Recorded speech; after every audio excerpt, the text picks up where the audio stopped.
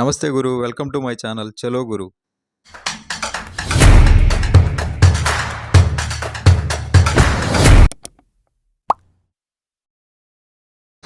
ఇవాళ చాలా special day brother నాకు. ఎందుకంటే నేను సోలోగా తిరుమలకి ఫస్ట్ టైం వెళ్తున్నా, అది కూడా బస్సులో వెళ్తున్నా. చాలా సింపుల్గా, చాలా ఎమోషనల్గా, గుండెల నిండా భారంతో స్వామిని చూడడానికి ఒక journey of thoughts and devotion. So let's ready, వెళ్దామా? లైఫ్లో కొన్ని ప్రయాణాలు సోలోగా ఉంటేనే బాగుంటాయి గురు. మనం ఒక్కరే ఉన్నామని కాదు, కానీ మన గురించి, మన వారి గురించి ఆలోచించే టైము మనకు ఉంటుంది. ఆ ఫీల్ ఉంటుంది చూసారా, అది చాలా బాగా ఉంటుంది. ఇంకా పబ్లిక్ ట్రాన్స్పోర్ట్ అంటే కొన్ని స్టోరీస్ కూడా ఉంటాయి. మీ స్టోరీ ఏందో నాకు కామెంట్లో చెప్పండి, చూద్దాం. గురు, ఈ కొండలు, క్లైమేట్ అంతా చూస్తూ ఉంటే చిన్నప్పుడు నేను వచ్చిన రోజులు నాకు చాలా బాగా గుర్తొచ్చాయి. ఒక్కడనే ఉన్నాను కదా, అందుకని ఇంకా బాగా గుర్తొచ్చాయి. ఇది నేను స్టే చేస్తున్నది 19వ నిలయం. ఇది లాకర్ ఫెసిలిటీ ఉంటుంది దీంట్లో. అలాగే బయట చూసారా, ఎవరో పాపం పడుకొనే ఉన్నాడు. నేను ఉన్నంతసేపు చాలాసేపు పడుకొనే ఉన్నాడు. ఆ మంచు చూడండి, అప్పుడప్పుడు వచ్చిపోతూ ఉంటుంది మంచు గాలి. చాలా కూల్ వెదరు. ప్రతి ఒక్కరికి చిన్న స్టోరీ ఉంటుంది కదా, అదే నాకు స్లోగా గుర్తొచ్చింది. ఎస్వి మ్యూజియం, ఇది వైకుంఠం గేట్ 2కి కొంచెం దూరంలో, ఒక 800 కిలోమీటర్స్ దూరంలో ఉంటుంది. ఫస్ట్ ఇక్కడ దిగాను అనమాట. నేను కారు దిగేసి ఫ్రీ దర్శనం కోసం అని వెయిట్ చేస్తూ ఉన్నాను. అది 2 గంటలప్పుడు. చాలా బాగుంది, క్లైమేట్ అంతా సూపర్గా ఉంది. ఎస్వి మ్యూజియం నుంచి వైకుంఠం 2 ఎదురుగ్గా ఉన్న ఫ్రీ దర్శనం కౌంటర్ గేట్కి నడుచుకుంటూ వెళ్తూ ఉన్నాను.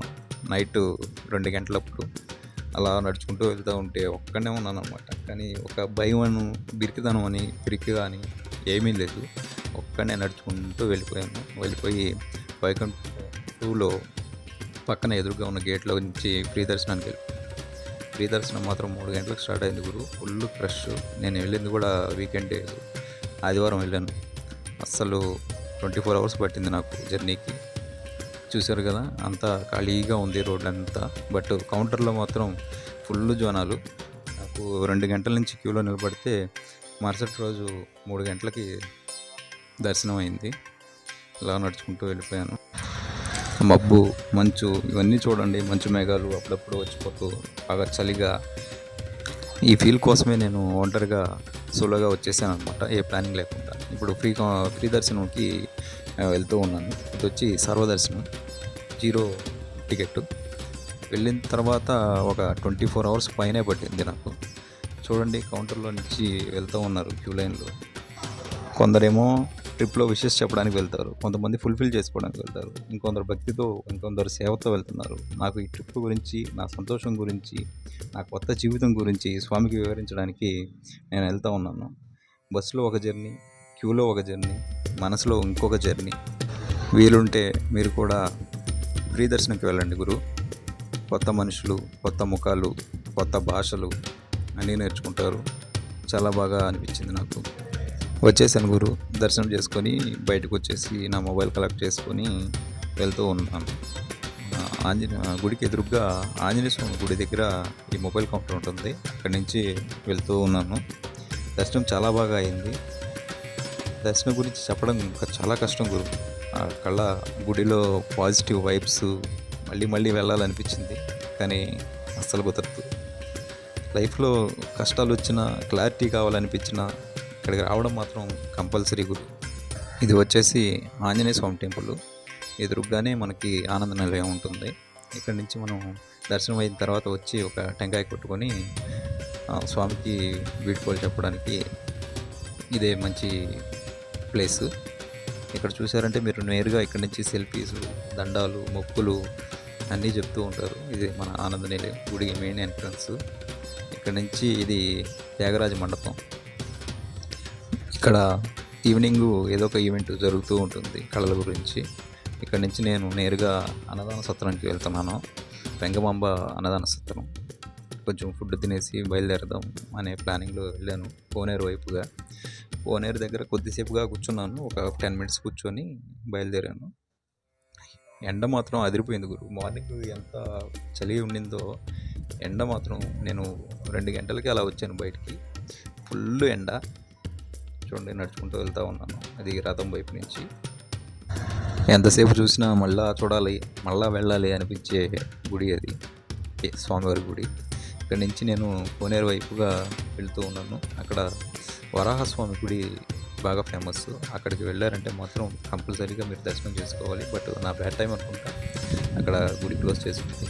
ఇక్కడ మాత్రం అది చూసారా, మాతృ శ్రీ వెంగమాంబ అన్నదాన సత్రం వెళ్ళాను. బట్ ఇక్కడ కూడా నా బ్యాడ్ టైమే. చాలా ఫుల్ కౌంటరు.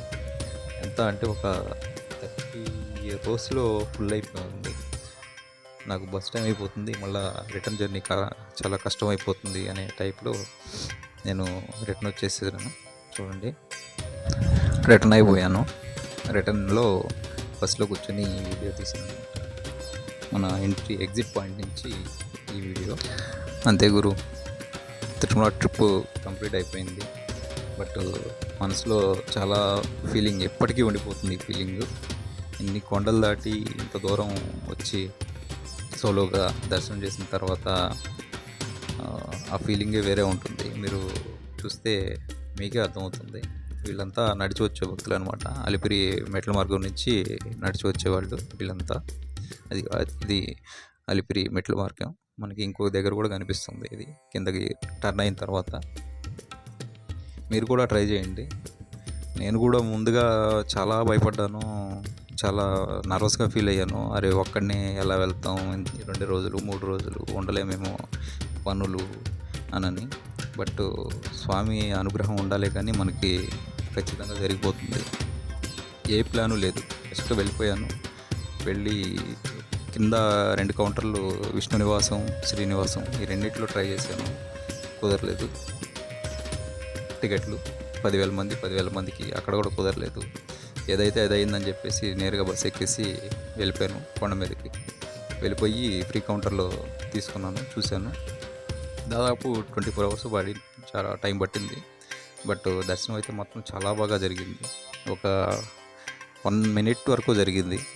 ఏదో నా అదృష్టం ఉన్నట్టుగా అక్కడ క్యూ లైన్ ఆగింది నాకు. సో చాలా బాగా జరిగింది. నడిచి వచ్చేవారికి ఇంకా చాలా మెమరీస్ ఇంకా ఎక్కువగా కుదురుతాయి. నాకైతే ఈసారి కుదరలేదు. కొంచెం పని ఎక్కువ ఉండడం వల్ల నేను తొందరగా దర్శనం చేసుకోవాలన్న టైంలో వచ్చేసాను.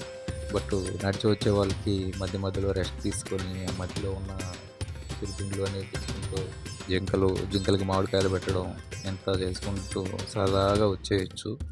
జస్ట్ ఒక 4 to 5 అవర్స్ పడుతుందేమో జర్నీకి. బట్ చాలా మంచి వైబ్స్ తోటి మీరు తిరిగి వెళ్తారు.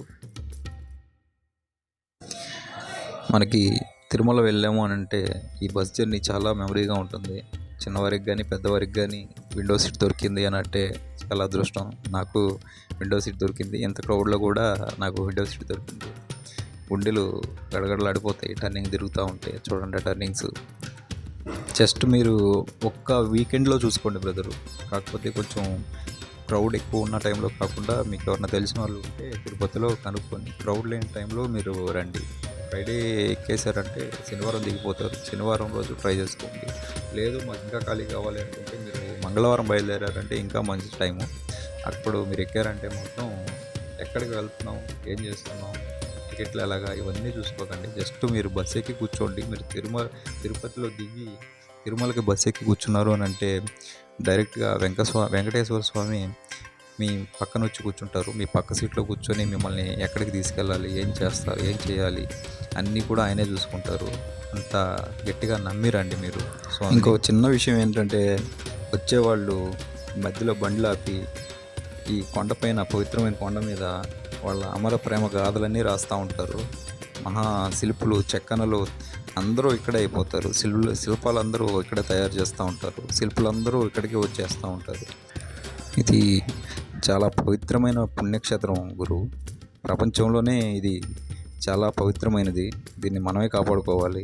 ప్లీజ్ నా రిక్వెస్ట్ ఏంటంటే, కొత్తగా వచ్చేవాళ్ళు కానీ ఎటువంటి పిచ్చి కోరికలు ఉన్న వాళ్ళైనా సరే ఇది మన జాతి సంపద, ప్లీజ్, మన దేశ సంపద, ఇది మనది. దీని పవిత్రతని, దీని క్షేత్రాన్ని మనమే కాపాడుకోవాలి. కాపాడి మన నెక్స్ట్ జనరేషన్స్కి మనమే అందించాలి. కాకపోతే దీన్ని మనమే పాడు చేస్తున్నాం. ఏమన్నా తప్పులో చెప్పుంటే క్షమించండి, సారీ. బట్ ఉన్న నిజమైతే ఇదే. ఇది నా కొత్త వీడియో. కొంచెం టెన్షన్గానే దీన్ని ఎడిట్ చేశాను, టెన్షన్గానే దీన్ని వీడియో రికార్డ్ కూడా ఇట్లాగే చేశాను. దయచేసి ఏమైనా ఉంటే మాత్రం క్షమించండి. నెక్స్ట్ వీడియో నుంచి కంపల్సరీగా ఇంప్రూవ్మెంట్ చేసుకుంటాను. ఉన్న స్కిల్స్ని కొంచెం నేర్చుకొని మంచి మంచి కంటెంట్ని మీకు అందిస్తాను. చూస్తూ ఉండండి.